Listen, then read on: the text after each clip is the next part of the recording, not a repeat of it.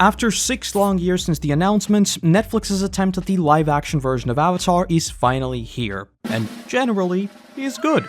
Considering the S+++ tier reputation of the original, I am not at all surprised by the number of mixed reviews. I mean, Avatar is just not a fight you want to pick.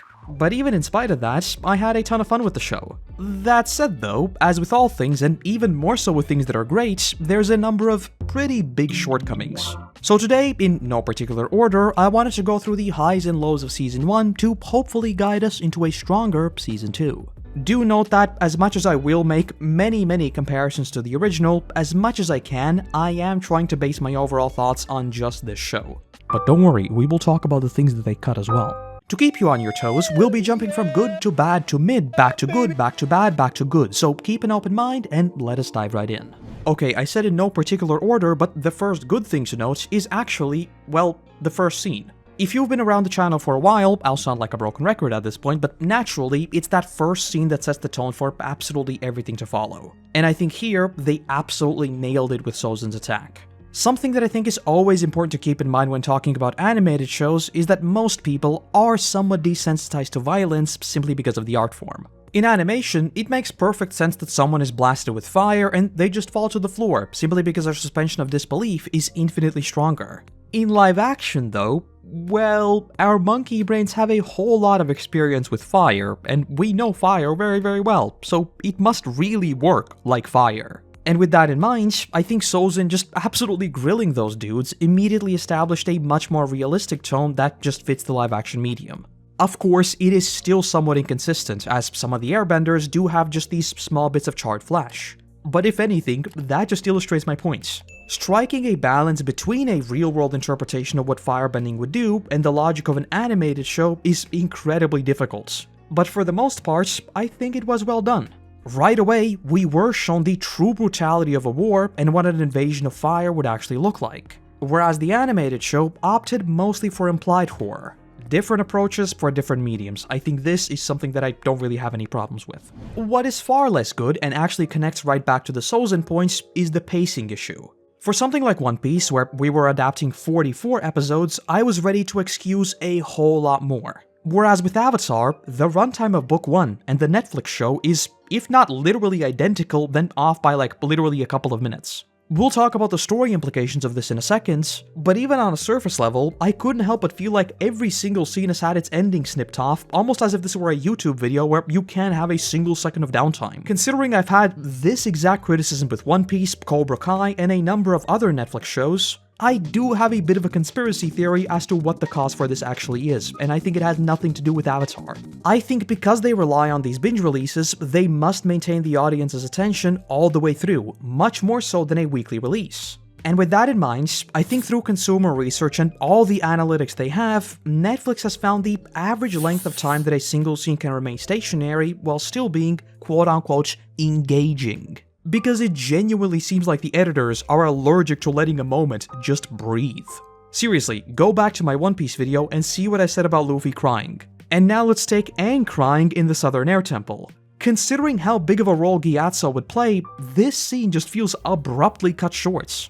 And as much as I said it's great, the same does go for Sozin's attack. Because of just how quickly they were trying to establish the war, Aang going to fly around and that being precisely when they attack feels more than a little sudden. I think a better way of doing it would be to show us Aang wrestle with the responsibility of being an avatar, then fleeing, and then as the air nomads try to figure out what they're going to do, even if it is like literally the next day, that is when Sozin attacks. Simply adding that tiny buffer period between Aang leaving and the attack starting, I think would have made the whole thing feel a lot more natural. The strictly personal fight of Aang in the storm and the existential fight for the air nomads does make for some pretty cool parallels, but at the expense of story flow, I guess. And the same thing extends to many of the individual character narratives. The simplest way I would summarize the Netflix version is that it sacrifices character stories and individual friction for stronger world building right off the bat, and attempts to make up for that by really zeroing in on very select traits of the characters. Take Aang for example. He very explicitly vocalizes that he is afraid of being alone. And we do have that angle of all the past avatars telling him that he must be alone as the avatar. But because Bato isn't there, we don't actually see the conflict between the gang. Ditto for Aang getting a tad big-headed on Kyoshi and the conflict there, that is entirely cut. That said though, we still see Aang be a goofball, we still see him wrestle with the responsibilities of the Avatar, and even the smaller bits of flavor, like him being vegetarian, are also all there. And the same goes for Katara being jealous of how quickly Aang picks up waterbending in the original. Same for Katara stealing the waterbending scroll and the ramifications of all of that. Those conflicts are all basically cut, but then again, we still see her fight back against the patriarchy within the North, and we still see the whole "but you're not dad" thing with Sokka. So this is still Katara, but a way more tuned down Katara. Same goes for Sokka's bitterness with the fortune teller and the control freak nature of his character, same for Sokka's sexism with Suki, and same for Sokka's clash with Jet for leadership and, again, control. He is still a carer, he does still want to eat Momo, he is still a genius. But again, it's those rough edges that have been filed away. All in all, while they did a great job of maintaining the heart of the characters, I still think they removed a bit too much texture, if you will. While the characters definitely feel like their animated counterparts, I wouldn't say they have the depth of the original, especially when it comes to the flaws, which is a shame considering the more mature approach. Do keep in mind that with Nickelodeon, a lot of those character flaws are there so we have a sort of a lesson in the episode. But I thought now that we have this avenue of exploring a more mature approach, why not dive in on all of those character flaws and really explore the characters? Unfortunately, they didn't do that for basically anyone on the gang, but they did do that with someone else. More on that in a second. What is most certainly not a shame, see how I'm keeping you on your toes? Is the remixes we see on the world-building front. And here, I once again have to reference the live-action adaptation of One Piece. In the same way that the East Blue felt like a living, breathing world where everything is in some way connected, the first season feels a lot more cohesive when compared to the animation. It's no secret that Book 1 was, by design, a lot more standalone in the animation, and it's only once Nickelodeon, I said Netflix, I don't know why, really saw the potential of the series that the story zeroed in on a much more linear narrative a la Book 3. And by the way, keep in mind that this is the worst the live action will ever be in terms of remixes, as they are pulling on all of those independent story threads all at the same time. Something they won't have to do basically at all with Books 2 and 3. I think the best showcase of this were the Omashu episodes, where we have the Mechanist story and how he is the traitor, that is directly linked to Jet's story, which is all about fighting against these traitors, that is then interwoven with Zuko still pursuing them, which is then interwoven with Iroh's capture, and a very personal story of his siege, and that's not even mentioning Bumi. I think it's the perfect example of leveraging hindsight and connecting those smaller story threads to build something grander, with Jet and the Mechanist being the prime example of that. It is a major theme in both of their episodes, so why not combine them and see how they played off of each other? Same goes for pushing up. In the original, it was Book 2, but since it revolves around Omashu, why not push it up for our first visit instead, right? I do think there's an argument to be made that it doesn't really fit the lore of Season 1 since it's supposed to be all about water, but we'll see what they do with Season 2. It seems like they chose not to explore things like Haru, for example, which would have been Earth, right? But they also didn't explore Jongjong, which would be fire, so I don't know, let's let them cook. I've already seen people up in arms about the Katara and Aang moments, and while I can see why you'd say that, I mean, these are real actors, and I think it would look really weird with Babyface Gordon. Everyone is already very down bad in Season 1, so maybe let's leave that for like, I don't know, Book 3 or something. But then again, there's also a lot, and I mean a lot of question marks that pop up with the expanded world building. First off, because we move up stuff from Book 2, it almost makes me more critical toward the stuff that was cut from the Book 1 material. Take the Northern Air Temple that was cut from the Mechanist story. That entire theme of cultural preservation is kinda lost, especially with how little time we spend in the Southern Temple. We don't see Aang and Sokka play airball, we don't explore the Hall of Avatars, and generally, those cultural touchstones are not really there in the live-action version. Same goes for the super early introduction of Wan Shi Tong that honestly just bloated the spirit sections of Book 1. I mean, they changed the Zhao story so that it has nothing to do with Wan Shi Tong, so why is he even relevant? Same goes for cutting the Unagi from Kyoshi Island. I totally expected the Aang zipping across the water scene to just not be there, but again, it is a small piece of culture of Kyoshi Island that was just not really present. Culture is a huge piece of the Avatar story, and a lot of it is just not there at all. And speaking of cultural touchstones, another change that thoroughly confused me was the whole sexism thing of the North. Obviously, this was a major point of controversy even before the show came out, and the removal of that part of Sokka's arc with Katara in Episode 1, and even more so on Kyoshi, was already odd. But what actually left me more than a little disappointed was how it was handled in the Northern Water Tribe. With Sokka, if we are really embracing the whole leadership and insecurity angle, sure, whatever, we can cut that part of his character for this version, even if it does seem like an interesting character flaw to explore. But okay, you're changing it, that I can forgive. With Pakku, on the other hand, I was really impressed with how that angle of patriarchy was introduced. As in, it's not even a big deal for them. Katara talks about bending, so Pakku just casually sends her to the healers without even considering the fact that she might be talking about combats. It is so ingrained in their culture that it's not even a point of contention, exactly as you would expect with these sorts of issues, right? That's exactly why it's a problem to begin with, it is entirely normalized.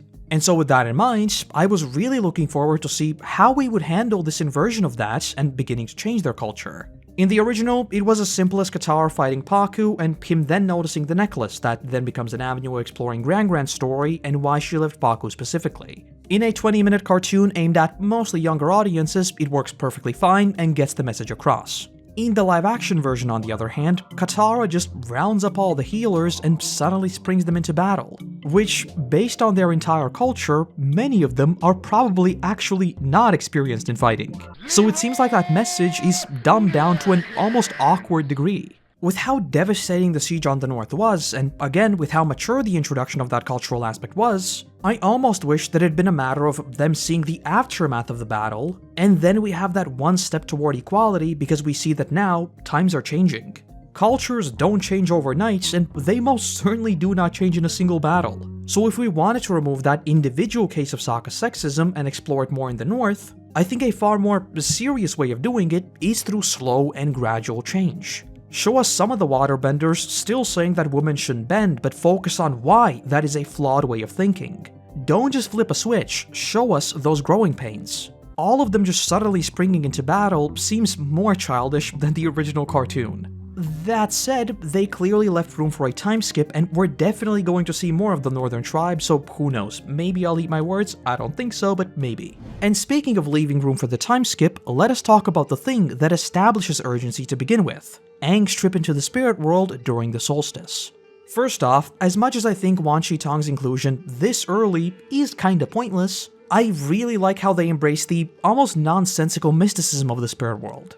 I do wish we got to see more creative locations than just a single color graded forest, but the fact that this episode had Ko, that is connected with Kuruk and Roku, then there's Heibai, also Gyatso and Yue, and also the Fog of Lost Souls, I think shows that they really embrace the connectedness and surreal nature of the spirit world. I've made a whole video talking about why I absolutely adore the spirit world magic side of Avatar, so yes, I do think I am very much biased here. But the way we play with time and perception of what is truly real was just really cool. At first, you're led to believe that Gyatso is really there in the same way that Iroh is in the spirit world in Korra, but then he disappears and you're left wondering, who did Aang really even talk to? It was this really cool mixture of the Swamp episode and the spiritual shenanigans there, Korra's spirit world, and the solstice of the original, so huge thumbs up there. The one and only thing that I'm mixed on is, again, Wan Shi Tong and also Heibai, because the threat actually turns out to be Ko, right? So, while Heibai is the spirit of the forest, we don't actually deal with the problem of the forest, so that is very odd. What I am absolutely not mixed on in terms of mysticism and was actually kinda disappointed by was 1. The way they handled the whole Aang vision, and 2. Roku. As for the vision, I really don't have much else to say aside from, I don't even know why it's there. Like straight up, they could have literally just gone to the north for a teacher and that's it. I genuinely do not see a single reason why it was necessary. It doesn't establish any sense of urgency because we still take a long time to get to the north. This is not like Sozin's Comet or anything, there really is no urgency. But okay, with that, it's kinda take it or leave it, I honestly don't care that much. What I am by far the most sad about is how dirty Roku was done. Now, I will say right away, I think there's a very good reason why they didn't give us Roku, and I think they're planning ahead, as in Book 3 ahead. But that changes nothing for me, because even this early, Roku serves like 3 incredibly important roles. First off, he is of the Fire Nation. So considering we don't have Zhang, who depicts that angle of not all firebenders are evil or warmongers or anything like that, Roku is there to immediately give us a bit of a reality check that what we are witnessing is a very warped image that is purely fueled by Ozai's war machine.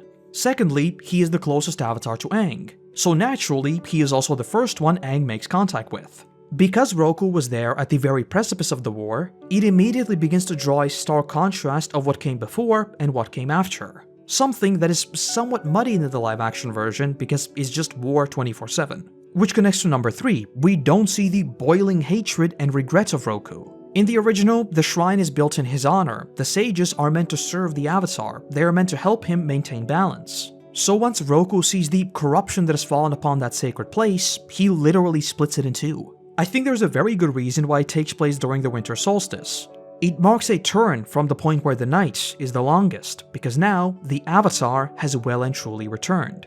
The long night is now past and we move on to the spring. Which connects to number 4, perhaps most of all, because they left room for a potential time skip, ROKU, not even mentioning the comets, takes away a ton of urgency and gravitas from their entire meeting.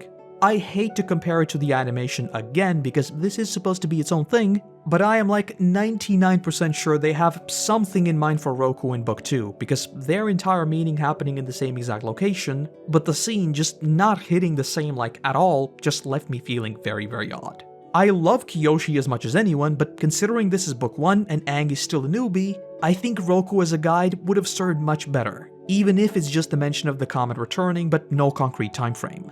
Kyoshi and Kuruk are kinda high-level strugglers, and outside of Ko's story, I think they should have been kept around for Book 3 and the struggles of what to do with Ozai. In terms of a mentor role, I think ROKU does fit it better. But still speaking of ROKU, something that immediately made me sit up was the mention of a Ko and ROKU connection. A thing that does not exist in the canon. Yet. As far as I can tell, and we'll get to this in a second, the live-action version has been extremely careful in the material it pulls from. Be it the Kyoshi novels or Korra, but this seems particularly odd when we have, oh, would you look at that, Reckoning of ROKU coming summer 2024. I think back to those rumors of Avatar Studios, yes, that is after Mike and Brian left, being involved with some of the lore of the Netflix version. So this immediately sets off my theory brain because it was also kept purposely vague. I admit this has almost nothing to do with the live-action version and everything to do with me just being an Avatar nerd, but it certainly piqued my interest as to what they might be cooking. But okay, circling back to the point I was making, the sheer amount of extra lore they fit into this without it ever feeling forced was really, really cool. We know from the Kyoshi novels that there is a whole connection between Glowworm and Ko, and in the Avatar comics, we also explored the whole Mother of Faces angle. So, since we are dealing with Ko, why not explore the extra lore that Mike and Brian developed since then?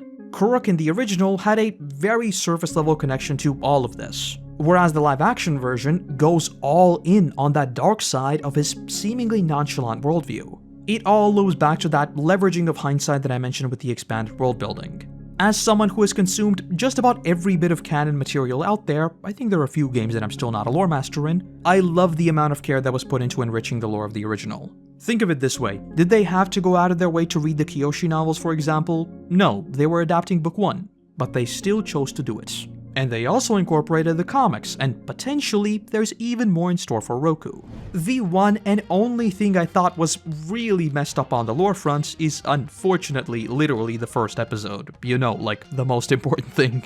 I am certain you've seen others talk about this, and yes, I do think that some of what we saw in the Southern Tribe felt more than a little lore dumpy at times. Again, do note that all of this is coming from me, I obviously know all the lore. But I think maybe they could have remixed some of the opening narration and somehow given it over to Katara and cut some of the Grand lore or something along those lines. Because as it stands, and I hate using this word because it kinda means nothing, but parts of it just felt stiff.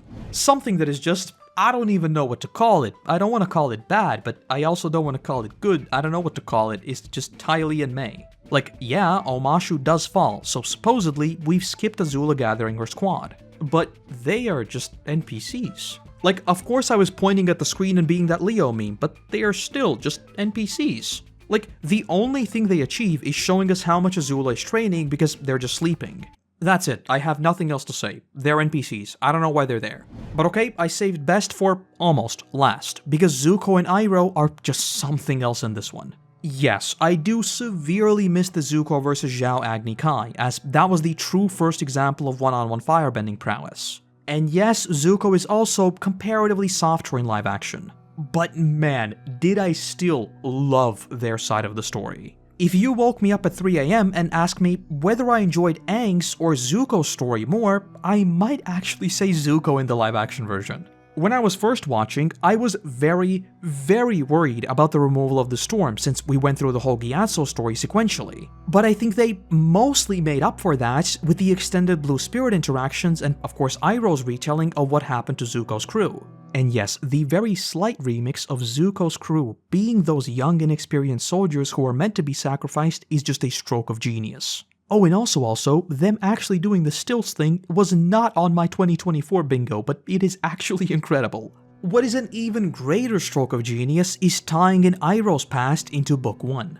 I want to say I am very glad they didn't move all of Iroh's story to Book 1, but his conversation with the Earth Kingdom soldier on the road, and of course Lu Ten's funeral, whoever decided to include the Leaves from the Vine motif is a criminal, by the way. What do you mean uplifting music? What about this is uplifting, Netflix? Were both absolutely excellent and is definitely something I want to talk about more in the future. And also, the line of "the mask is who you really are" is S tier. The only thing that was missing from this whole thing was Zuko turning his back on the Fire Nation flag, but okay, I can forgive that. But we can still get higher, because one thing I thought they could never do is match the original Ozai. As I think most of you will know, Ozai's face is never shown before Book 3. He is always kept as just a silhouette. His dialogue is usually cold and to the point, and generally, we just don't see a lot of him. With the live action though, right away we knew that Daniel Dae Kim was cast as Ozai, and as you'd expect, casting someone in a show usually means you want to actually use their face. Naturally, I was more than a little worried that they'd now be fighting a losing battle to match that intensity. As in, how will you ever match this looming figure that was built up for 2 seasons? But no, they played it much smarter. They said, we will show you Ozai, and we will show you plenty of Ozai. And most of all, we will show you in glorious detail how Ozai corrupted his children. Right from the get-go, we see how he deliberately pitted Azula against Zuko by constantly going on about the whole, "Oh, Zuko actually found the Avatar." We know very well that Ozai really doesn't care for his children. I mean, he basically said, "Yeah, sure Azula, you can be the Honorable Fire Lord, but I will go one step further. I am now the Phoenix King." Like, thanks, Dad. I'm sure you becoming the Phoenix King changes nothing about me being the Fire Lord, right? I am definitely still the authority, right? Jokes aside, I think the whole pitting them against one another really captured that manipulative narcissism really well. What I was absolutely not ready for is what they cooked up with the Ozai-Zuko Agni Kai. Once again, my this is not like the animation brain kicked in for a second, because in the original, it was very clear that Zuko never fought back. The whole message was that Zuko shows compassion, and that quite literally gets him burned. That is exactly why he becomes the Zuko we see in the story, because he was burned for being compassionate. Well, in the live-action version, they allow him to jump around, to dodge, and to straight up block one of Ozai's blows. But when he gets knocked to the ground, it is not a simple one-shot. No, it is so much more personal. Ozai takes Zuko and slowly smooshes the fire into his face. Like, sheesh. And the super interesting part is that, based on my interpretation at least, there is a tiny bit of remorse in Ozai's face, which just makes it all the more interesting. I am almost certain that they're going to go all in on that emotional devastation and narcissism by saying that Ozai didn't feel bad because he burned his son, but rather that his son is a disappointment. But whatever the case, they made it so much more personal. So yeah, considering I never thought they'd be able to replicate the fear for Ozai that the original had, this is very close to it, and for that alone, bravo. Something that is much more curious though, is Bumi. Obviously a major change right off the bat is that Aang recognizes him immediately, which removes all the deathly challenges. Once again, my OG Avatar brain was like, hold up, Bumi's whole point is thinking outside of the box, and he is also the biggest neutral Jing enjoyer out there. But in the live-action version, Bumi is a whole lot, and I mean a lot, more aggressive toward Aang. But then I sat down and thought about it a bit more, and then I rewatched it 2 more times. The recurring theme throughout the season is Aang's fear of being alone, while everyone tells him that he must bear the weight of an avatar on his own shoulders. And then I think back to Bumi's trial in the original. We might know that Bumi is a friend, but let's be real, those trials were absolutely insane. Like, seriously, think about those trials for a moment. I don't know about you, but they seem equally, if not more evil than the live action. Like, seriously. And so I return to Bumi facing Aang in the live action version. This is Bumi's extreme way of showing Aang the burden he must carry. In the original, Bumi realized that Aang could get a strike in on him, and despite still wielding the boulder over them, he left it at that. While here, they more so focused on Aang being forced to choose what happens next. Considering the overall more mature approach to the war, I think Bumi's trial here still achieves the same exact thing that it was meant to achieve, to push Aang to his absolute limits to test him. But the true lesson comes in Katara and Sokka coming to his aid. Being strong as the Avatar is very important, but in every single cycle, there is always Team Avatar, and that turns out to be Bumi's lesson, even if it wasn't intended. It is a different perspective on it, and Bumi is definitely a whole lot more bitter toward Aang, but while I still prefer the original, I'd be lying if I said I didn't really like this version as well, especially with how much they zeroed in on the guilt that Aang feels. Based on Bumi's reaction to Katara and Sokka showing up, I can see how you would interpret the scene as if he was actually going to drop the boulders. I've seen some people saying that Bumi actually intends to kill Aang, but like, his first thing is, you cheated. I don't think that's a case of, I would still drop the boulder. I don't think so. I think this was a game. I think exactly like the original, he was pushing Aang just to see what his reaction would ultimately be in his own very creative Bumi way. We just didn't get to see what that reaction actually was because Team Avatar showed up. I'm talking in circles now, so I think you can see that I am more than a little bit conflicted on this. I thought it was neat, and I think it did fit Bumi's character, but I do wish that that friendship angle between him and Aang was spelled out a little bit more because it might get muddied in the more serious Bumi monologue. With this one, genuinely do let me know what you think, because I've seen some very extreme takes and I'm not exactly sure where I land on the spectrum. Okay, let's get a very quick good one out of the way right now. Momo and Appa. Need I say more? Can we hurry up and develop the nerve gear, because I want a pet lemur and a flying bison. Thank you very much. Like, these exact two. Please. Also, to the person who decided that doing the Momo fake-out death was a good idea, I will look for you. I will find you. And I will— He ran!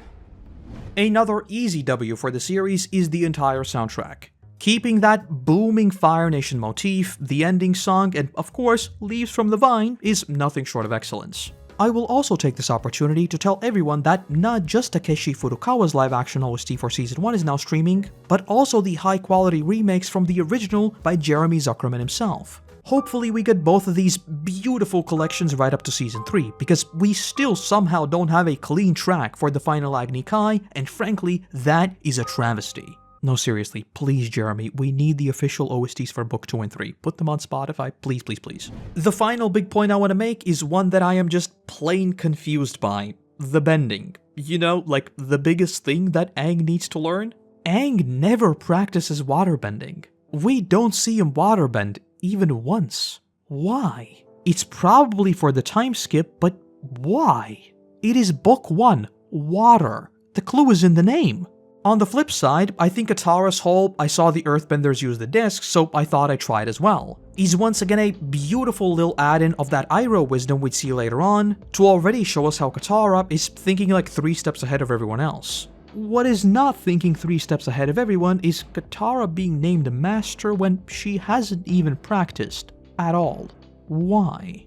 Also, Aang never firebends, and so we never establish that fear. Why? On the flip side again, the cheeky sparks of blue in Azula's fire is very big brain. What is not that big brain is the lightning generation happening in her palms. She does quickly redirect it to go through her fingies, but this is a nitpick I can actually get behind. Like, it appearing in her palms is just weird, and yes, it is a nitpick, but I think it's 100% valid. Definitely bits of bending that seemed a tad weird from a macro direction sense. Things like not using the Avatar state to establish a baseline for bending power as we did in the original, again, not having Aang waterbend even once, fast-tracking Katara's progress, and yes, not having the Zuko vs Zhao Agni Kai, I will never shut up about it. It was very cool to see the earthbending at the very start, but I'm kinda like, how about we cut that and actually focus on the main cast? But okay, adding the dragon roar to Iroh's bending was really cool. You know, it comes from the breath, right? And lastly, some rapid-fire things that don't require much elaboration. Avatar Kyoshi just being physically massive is a W, and again shows that they do know the material they're drawing from. And also, her being the one to protect Kyoshi Island is also very neat. I was carefully watching for any Rongi references, but unfortunately no. Suki, Jets, June, and the Mechanist casting and their entire attire was absolutely perfect. Definitely going to be talking about them more in the future. Looking back at the script now, it feels like I've been focusing much more on the negatives, but that's sort of an outcome of me just having fun with most of it. I'm writing this final bit a few days after the show has come out, and I don't think I've seen such a drastic split in opinion for just about any series I've followed. And a hypothesis I've arrived to is this. Based on what I've heard from friends and friends of friends, quite a few people who know nothing about Avatar really enjoyed the live-action version. So it does seem like there is a pull for completely new audiences, which to me is by miles the most important thing. From my purely selfish perspective, I want this show to just be a funnel to the animation, because I want to just finally put an end to the whole "I don't watch animated shows" takes. It's 2024, you are not being cool for not liking anime, you just sound like a goober who's written off an entire medium. Like, it's the same as saying I don't like books. What does that even mean? What kind of books don't you like? It's literally a whole medium. But anyway, when I look at super hardcore fans, and I would count myself in that group, it also seems like most people are enjoying it. Like I said with all the extra lore, there is a lot of care put into this, and sure, some things are definitely hit and miss, some are completely missed, but it has heart. But the absolute most interesting thing is that people who seem to like Avatar but don't really follow all the extra lore like Korra, the novels, the comics, the RPG, or whatever else, they seem to have the most issues with the show and the changes made. I think this goes without saying, these are of course purely my observations, but that seems really surprising to me and I can't quite pin down the reason why this is the case.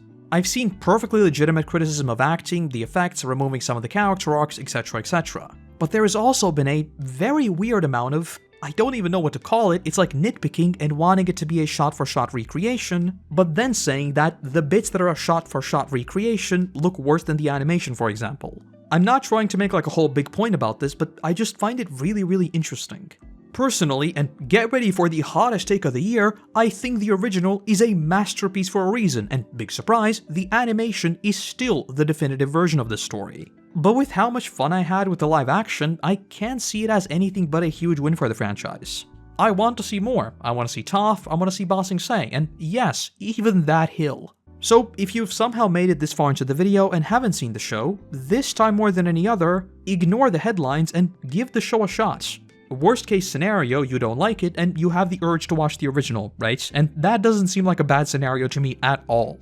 I hate doing these single-digit ratings because I think they're completely meaningless, but I know people want to hear them. So very broadly, I think it's like a 7 out of 10 show. Depending on the day, I might say 6.5, 7.5, maybe even an 8. It is by no means perfect, and yes, I do still think the animation far outclasses it, but it is fun, and to me, that is all that matters. I know this is a very hot take nowadays, but honestly, I'm not at all against remakes. To me, it is all entertainment. I like Avatar, so yes, I want to see more Avatar, even if it is just a different medium. And you know what the best part is? If I don't like it, I just move on, because I know there's Avatar Studios also cooking up stuff and there's a movie coming out next year. Anyway, this was meant to be just a short overall thoughts video, but here we are 35 minutes later. Let me know what you thought of it, let me know if you've caught some Easter eggs that I might have missed, and generally, just how do you feel about this whole vision of Avatar? If you actually want to type out essays, please do so, because I have a feeling that I'll want to return to parts of it very soon and talk about it a bit more in the context of the original.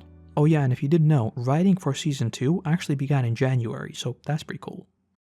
And that's the video, and that is another live-action series in the bag. Now the one to look for is the Duffer Brothers' take on Death Note, a series that could literally be killed on the spot if it were to have this kind of pacing. With Death Note, it wouldn't be a pacing issue, the entire series is kind of slow by design. So I guess it's time to strap in for that. But yes, I'll have plenty more to say on this version of Avatar in the future as well. I just wanted to get my overall thoughts out there first so we can start bouncing around a few ideas. It's just that it kinda ballooned into a half-an-hour long video, but I did warp space-time to get it done this fast. Anyway, with that said, I want to say a massive thank you to our current patrons and YouTube members who allow me to produce even more of these for you all. And let's also give a warm welcome to the newest members of the team, MJ, Kitty Poker 456, and Andre Contreras. I'm sorry if I butchered the names, I definitely did. But without you, there'd be a whole lot less of my ramblings, so seriously, thank you. Other than that, I want to say thank you very much for watching. I hope you have a great day, and hopefully, I'll see you in the next one. Bye-bye.